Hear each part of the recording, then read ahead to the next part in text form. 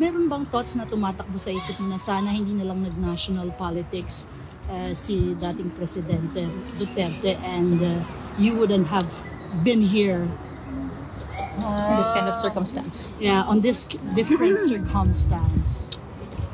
I really believe that it's futile to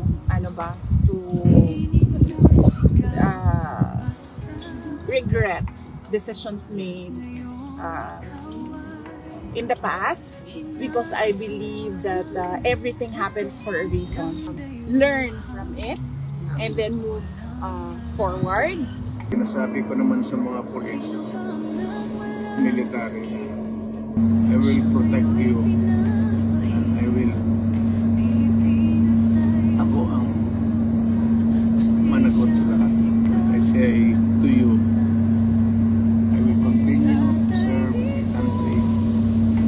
At so be it. Kung ganun ang destiny ko. Salamat. Hindi kailanman